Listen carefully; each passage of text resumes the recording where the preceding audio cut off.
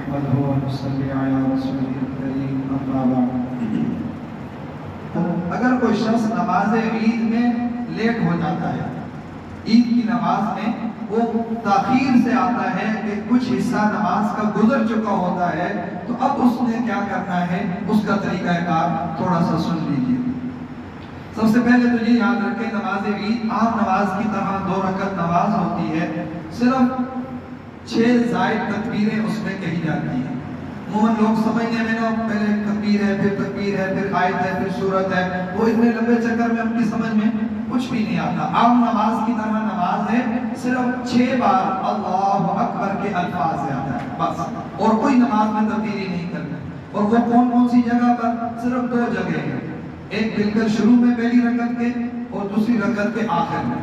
باقی نماز نارمل پڑھنی ہے، اس میں کوئی دماغ لڑانے کی ضرورت نہیں ہوتی.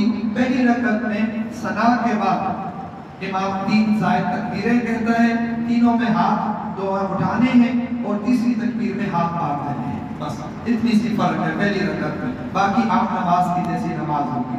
پھر دوسری رکعت بھی پوری عام روٹین سے ہوگی، اور دوسری رکعت میں رکوع میں جانے سے پہلے جب رکوع کی آیت سورت ختم ہو جائے امام کی، وہاں تھوڑا سا جاتے ہوئے رہنا ہے. وہاں جو ہے نا رکوع میں جانے کے بجائے 3 بار ہاتھ اٹھا کر اللہ اکبر کہنا ہے، پھر چوتھی تکبیر میں وہ رکوع میں چلے جانا ہے. بس یہ 2 پوائنٹ جگہ یاد رکھیں، یہاں جاتے رہنا، باقی انشاءاللہ آپ کی نماز میں کوئی مسئلہ نہیں آئے گا. عموماً لوگ نماز کا طریقہ سمجھنے کے چکر میں وہ پوری نماز ہی گنوا دیتے ہیں کہ پتہ نہیں ہم نے کہاں تکبیرات ہوں گی، کہاں سے کہیں آگے پیچھے نہ ہو جائے نماز.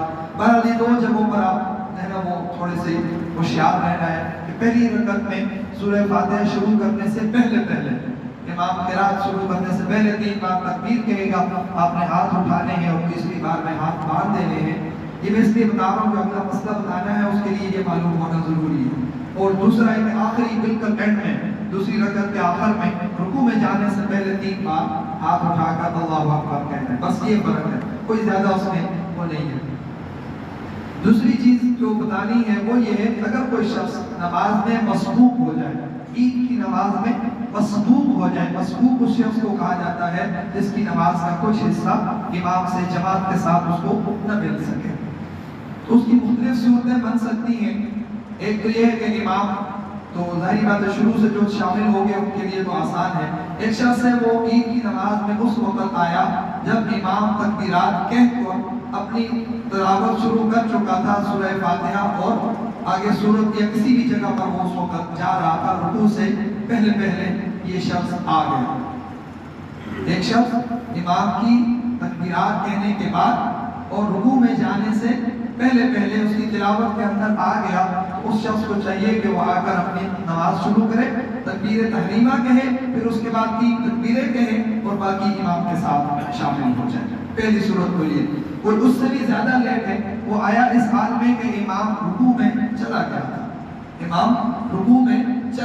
تھا. تو اس شخص کے لیے یہ ہے کہ اگر اس کو یہ لگتا ہے اتنا وقت ہے کہ میں کھڑے ہو کر تکبیر تحریمہ کہوں گا، پھر 3 تکبیریں کہوں گا اور پھر رکوع میں جاؤں گا، تب تک میں امام کو رکوع میں پہنچ جاؤں گا، تو پھر اس کو یہ تینوں کام کرنے چاہیے. تکبیر تحریمہ کہہ کر وہ تو ہر حال میں کہنی ہے، 3 زائد تکبیریں کہے، پھر امام کے ساتھ رکوع میں پہنچ جائے.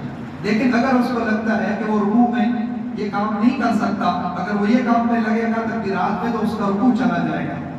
اس کو چاہیے کہ وہ تکبیر تحریمہ کہے اور رکوع میں چلا جائے، اور رکوع میں بغیر ہاتھ اٹھائے تسبیحات کی جگہ پر 3 بار اللہ اکبر کے کلمات کہے. پھر وقت ہو تو تسبیحات بھی کہہ لے، اور اگر نہیں ہے تو کھڑا ہو جائے، اس کی نماز میں کوئی فرق نہیں آئے گا. یہ تو پہلی رکعت میں. لیکن اگر ایک شخص رکوع کے بعد آتا ہے، پہلی رکعت ہو گئی، اس سے نکل گئی، ظاہری بات ہے رکوع نہ ملا تو رکعت ختم چلی گئی اس کی.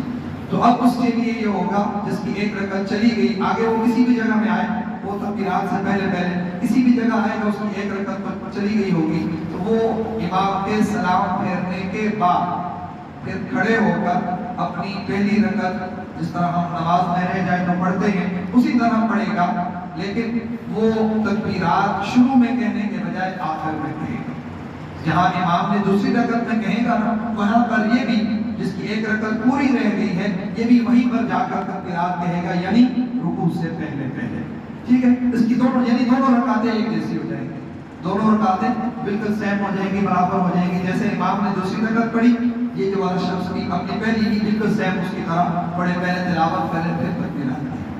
اور اگر کوئی شخص دوبارہ وہی صورت ہے، دوسری رکعت میں آیا، وہ فاتحہ گزری، ظاہر بات ہے تکبیرات اس کو مل جائیں گی. لیکن اگر اس کو تکبیرات نہیں ملی اور امام رکوع میں چلا گیا ہے، وہی پہلے والی صورت وقت ہے تو تکبیرات کہے، نہیں ہے تو رکوع میں چلا جائے، رکوع میں تسبیحات کے بجائے وہ تکبیرات کہے، اس کی نماز ہو جائے گی، اس کی ایک رکعت یعنی امام کے ساتھ ہو جائے گی. لیکن اگر اس سے رکوع رہ گیا، وہ رکوع میں نہیں آ سکا، لیکن اچھا بات سمجھ لیے آپ نے ایک تکبیر کہی ابھی اور امام رکوع سے اٹھ گیا، تو آپ بھی اٹھ جائیں، باقی تکبیریں معاف ہو گئی. رکوع تو مل گیا، رکعت مل جائے گی، تکبیرات آپ سے ثابت ہو گئی، وہ ختم ہو گیا تھا. تو اور اگر دوسری رکعت کا بھی رکوع نہیں ملا اس کو، پھر ظاہر بات ہے اس کی دونوں رکعتیں رہ گئی ہیں اور وہ تشہد میں یا کسی بھی جگہ میں آ کر مل جاتا ہے، تو اس کو چاہیے کہ جس طرح ہم نے پہلے طریقہ پڑھا عید کا، ویسے ہی اپنی پوری کی پوری نماز ادا کرے.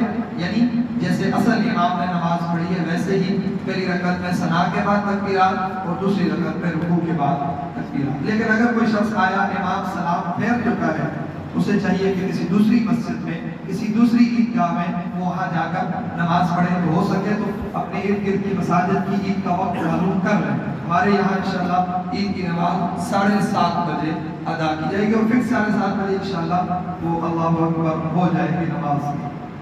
پہلے ہی کافی لیٹ رکھی ہے، تو میرے خیال میں دوسری مسجد میں تقریباً یہی ہے. عیدگاہ کا وقت میرے خیال میں وہ تقریباً 8 بجے کا ہے، پھر بھی کنفرم کر لیجیے گا.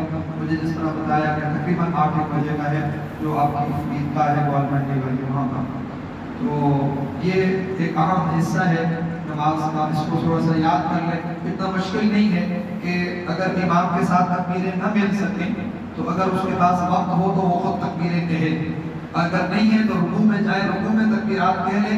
وہ بھی وقت نہیں ہے، ایک ہی ہے باقی رہ گئی ہیں تو وہ ختم ہو گئی، چھٹی اس کی رکعت ہو گئی، تکبیرات اس سے باہر رہ گئی. دوسری رکعت میں بھی اسی طرح تکبیرات کو نہ پہنچ سکے تو رکوع میں تکبیرات کہہ لے، پہلے نہ کہہ سکے تو اگر رکوع بھی نہیں ملا پھر آپ روٹین پر دوبارہ پوری 2 رکعت اپنی نماز کی ادا کرے.